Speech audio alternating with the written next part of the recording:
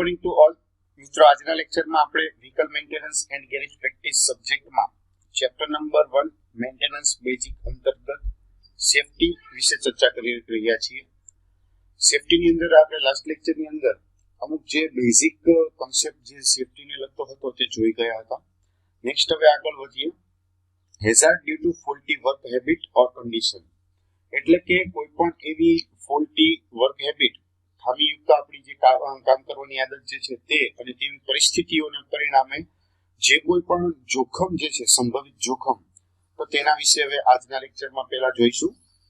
Here are some major હેઝાર્ડ્સ.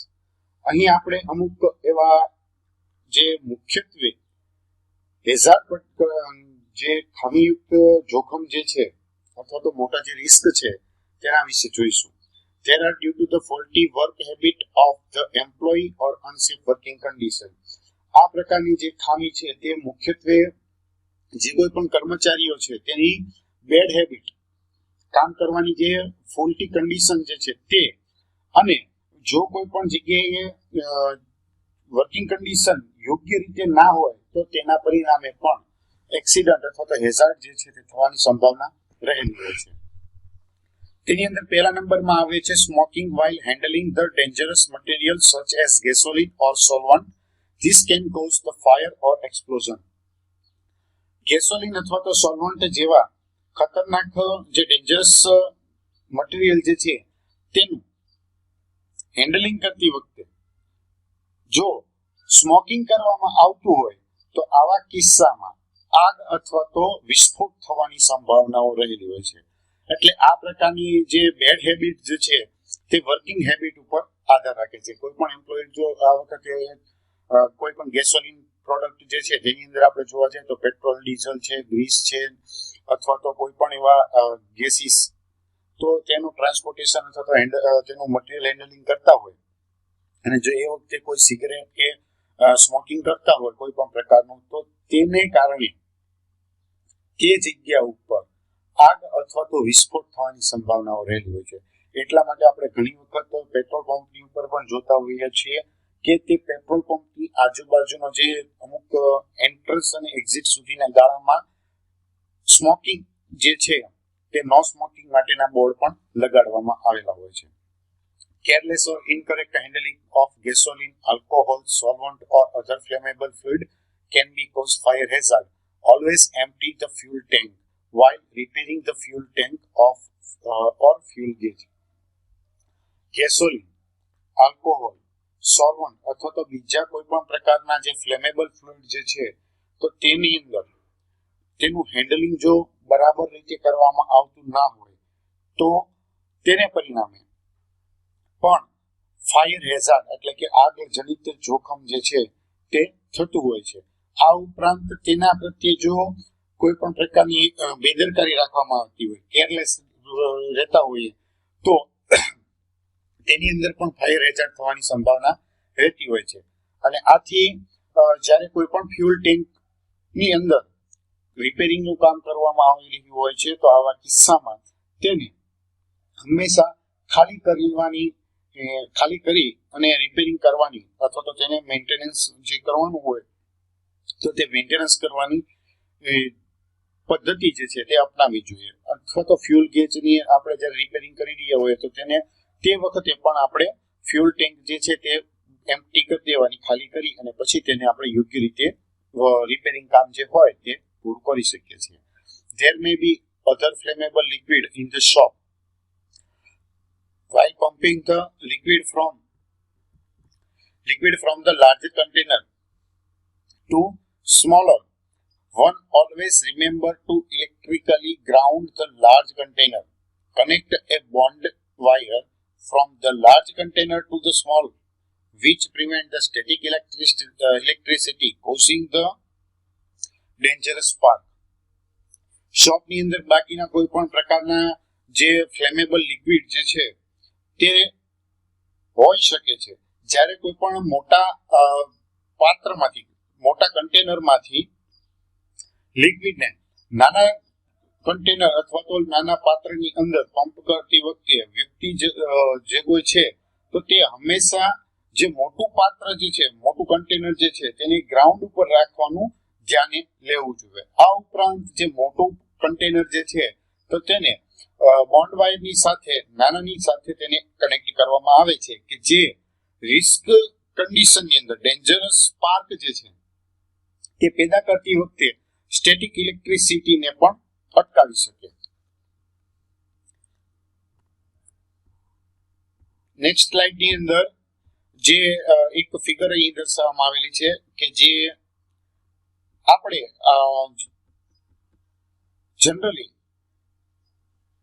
Routine કેસની અંદર જોઈ શકતા હોઈએ છીએ.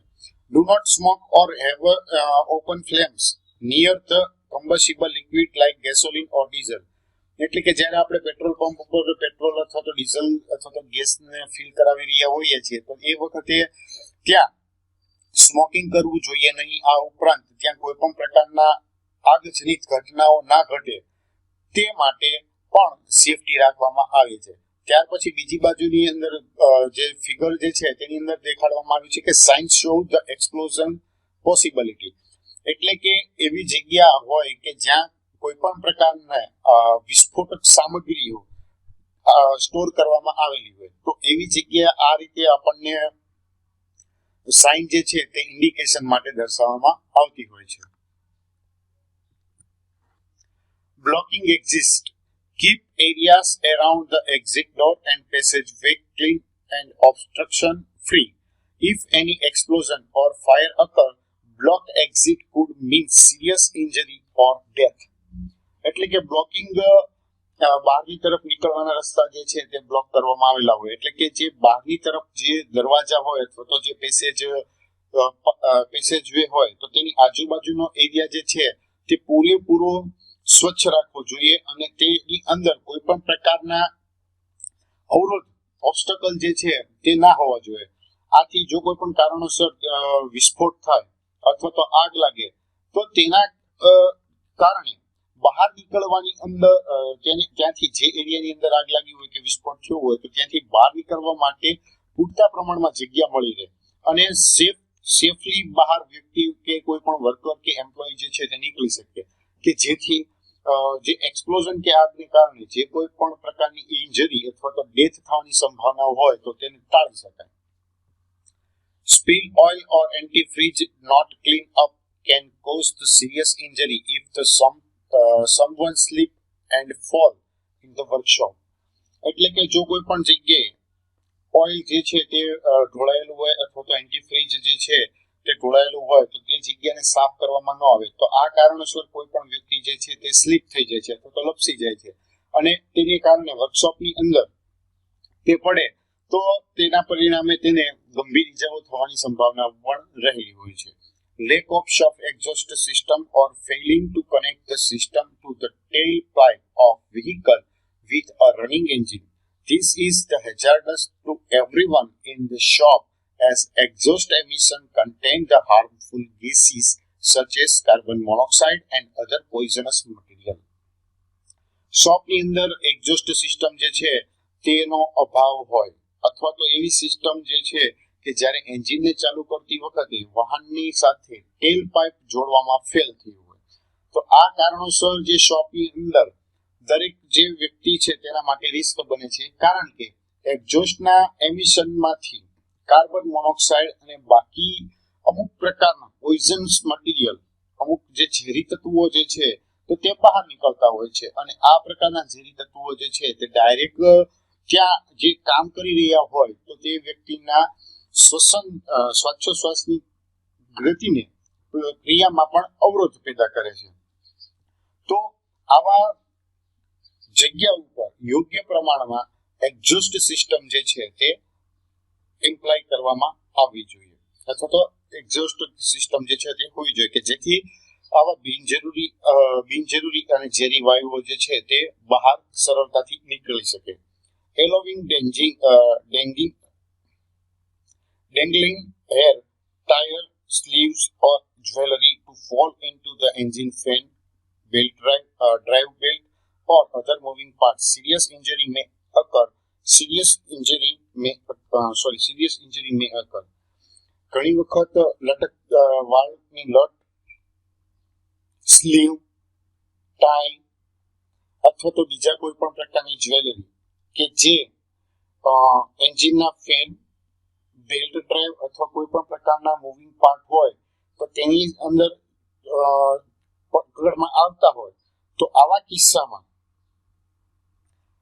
ગંભીર ઇજાઓ છે તે થવાની સંભાવનાઓ રહેલી હોય છે. Hazards due to equipment defect એટલે કે કોઈ પણ ઇક્વિપમેન્ટની અંદર ડિફેક્ટ હોય અથવા તો તેનો યોગ્ય રીતે ઉપયોગ કરવામાં ન આવે તો તેના પ્રમાણે પણ તેના કારણે હેઝાર્ડસ કન્ડિશન જે છે તે જનરેટ થતી હોય છે. Here are the common hazards in the shop due to the equipment defect or improper technique of its use. અહીં આપણે જે ઇક્વિપમેન્ટની અંદર જે કોઈ પણ પ્રકારની ખામી હોય, ડિફેક્ટ હોય અથવા તો તેના ઉપયોગ માટે યોગ્ય ટેકનિકનો ઉપયોગ કરવામાં ન આવ્યો હોય તો તેને પરિણામે શોપની અંદર અમુક પ્રકારના જોખમ જે છે, અમુક પ્રકારના રિસ્ક જે પેદા થાય છે તેના વિશેની ચર્ચા કરીએ છીએ. Incorrect safety guarding of the moving machinery, ventilating fans should have the proper guards and no exposed blade. Guard should be placed around the belt and pulley on the shop air compressor. યોગ્ય રીતે moving મશીનરીને safety guard જે છે તે provide કરવામાં ના આવ્યા હોય. આ ઉપરાંત વેન્ટિલેટિંગ ફેન ઉપર યોગ્ય રીતે ગાર્ડ લગાડવા જરૂરી બનતા હોય છે. આ ઉપરાંત કોઈ પણ પ્રકારની જે બ્લેડ જે છે તે ખુલ્લામાં રહેવી ન જોઈએ. ગાર્ડને બેલ્ટની આજુબાજુ જે છે બેલ્ટની આજુબાજુના એરિયાને ગાર્ડ કરવો જોઈએ અને જે શોપની અંદર એર કોમ્પ્રેસરની પુલીની એરિયા જે છે, પુલી ને બધું જે ઇક્વિપમેન્ટ તો તેના ઉપર યોગ્ય રીતે કવર અથવા તો તેના ઉપર ગાર્ડ જે છે તે લગાડવામાં આવતું હોવું જરૂરી છે. Asbestos dust from the brake and clutch lining. If the vehicle has asbestos brake lining, asbestos dust collect in the brake mechanism at wheels. Remove the dust before the working on the brake. Use special vacuum cleaner with the high efficiency, particularly air filter which trap the asbestos. Brake અને ક્લચની લાઇનિંગની અંદર એસ્બેસ્ટોસની dust લાગેલી હોય છે એટલે કે જો વ્હીકલની અંદર એસ્બેસ્ટોસ બ્રેક લાઇનિંગ હોય તો વ્હીલ ઉપર બ્રેક મિકેનિઝમની અંદર એક્ઝોસ્ટ ડસ્ટ જે છે તે કલેક્ટ થતી હોય છે. એટલે જ્યારે કોઈ પણ આપણે બ્રેક સિસ્ટમ ઉપર કામ કરતા હોઈએ તો એ વખતે સૌથી પહેલા આપણે આ જે એક્ઝોસ્ટ ડસ્ટ જે છે એસ્બેસ્ટોસની ડસ્ટ તેને રિમૂવ કરવી જોઈએ. આ ઉપરાંત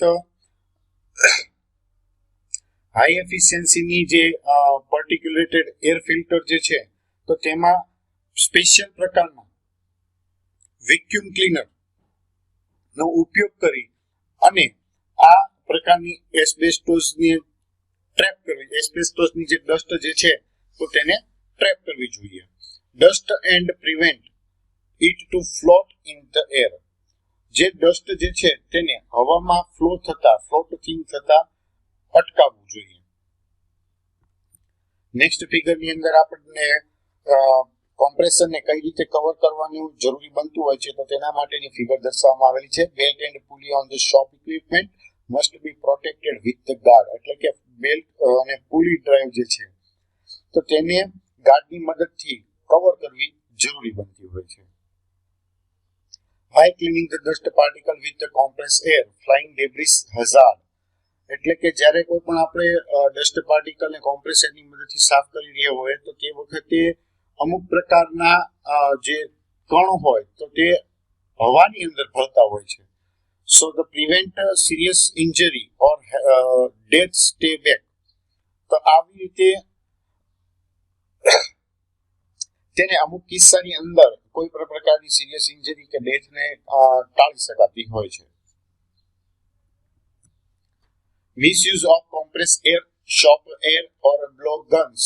Discharge compressed air to blow part dry clean. Never point the blow gun toward other person or do not try to blow off dirt on your clothes. Compressed air can drive the dust particle in the bloodstream when drying the rotating parts such as ball bearing, avoid the spinning them as they can be explode and seriously injure you. Compress air કે જે શોપની air અથવા તો બ્લોગનનો યોગ્ય રીતે ઉપયોગ કરવામાં ન આવતો હોય તો આવા કિસ્સામાં જે કોમ્પ્રેસ એરનો જે ડિસ્ચાર્જ જે છે તો તે જે કોઈ પણ ભાગ આપણે પાર્ટ્સ જે છે તો તેને ડ્રાય ક્લીન કરવા માટે ઉપયોગમાં લઈ રહ્યા હોય છે. આથી બ્લોગરને ક્યારેય કોઈ પણ બાકીના વ્યક્તિ માટે ઉપયોગ ના કરે તે ધ્યાન રાખવું જરૂરી છે. અથવા તો કોઈ પણ વ્યક્તિ જે છે તે તેના કપડા ઉપરથી ધૂળ અથવા તો ડસ્ટ અથવા તો ડર્ટને ઉડાડવા માટે પણ આ પ્રકારની કોમ્પ્રેસ એરનો ઉપયોગ ના કરવો જોઈએ કે જેથી કોમ્પ્રેસ એર જે છે તે બ્લડનો જે ફ્લો થતો હોય છે બોડીની અંદર, બ્લડ સ્ટ્રીમની અંદર, બોડીની અંદર, તો તેની અંદર આ પ્રકારના પાર્ટિકલ જે છે તે જમા ના થાય.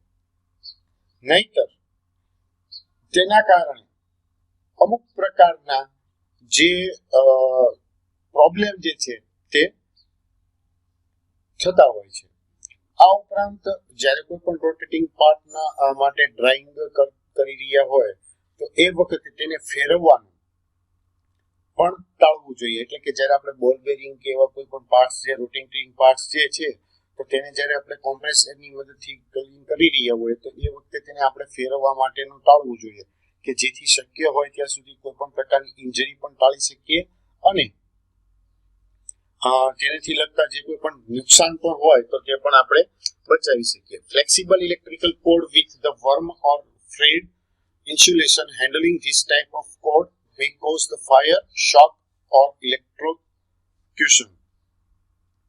આ પ્રકારના કોઈ પણ પ્રકારના કોડને હેન્ડલ કરતી વખતે તેના જે ઘસાઈ ગયેલા હોય તો તેવા ગ્રાઉન્ડ ઇન્સ્યુલેશન વાળા ફ્લેક્સિબલ ઇલેક્ટ્રિક કોડને કારણે આગ લાગવાની સંભાવના રહેતી હોય છે અથવા તો શોક લાગતો હોય છે અથવા તો કરંટ પણ લાગતો હોય છે. Electrical hand tool must be grounded properly or have the double insulation to prevent the risk of shock. આ ઉપરાંત જે કોઈ પણ ઇલેક્ટ્રિકલ ઇક્વિપમેન્ટ જે છે તો તે યોગ્ય રીતે ઇન્સ્યુલેશન કરેલા હોવા જરૂરી છે. અમુક કિસ્સામાં અથવા તો અમુક કિસ્સામાં તેના ઉપર ડબલ ઇન્સ્યુલેશન લગાડેલું હોવું જોઈએ કે જેથી કોઈ પણ પ્રકારના શોક થી બચી શકાય અને એ પ્રકારના રિસ્ક પણ ટાળી શકાય. Automotive lift not properly used or vehicle rise only on the hydraulic lift without the support of the hoist which cause the serious injury as vehicle fall. Automotive લિફ્ટનો યોગ્ય રીતે ઉપયોગ કરવામાં ન આવ્યો હોય અથવા તો માત્ર હાઇડ્રોલિક લિફ્ટ ઉપર જ તેને ટેકવવામાં આવ્યા હોય તો આવા કિસ્સામાં જો તેને સપોર્ટ પૂરતો પ્રમાણમાં આપવામાં ના આવે તો વ્હીકલ જે છે તે પડે છે અને તેને કારણે ઘણી ગંભીર ઇજાઓ પણ થવાની સંભાવનાઓ રહેલી હોય છે. મિત્રો આજના લેક્ચરને આપણે અહીં સુધી રાખીશું.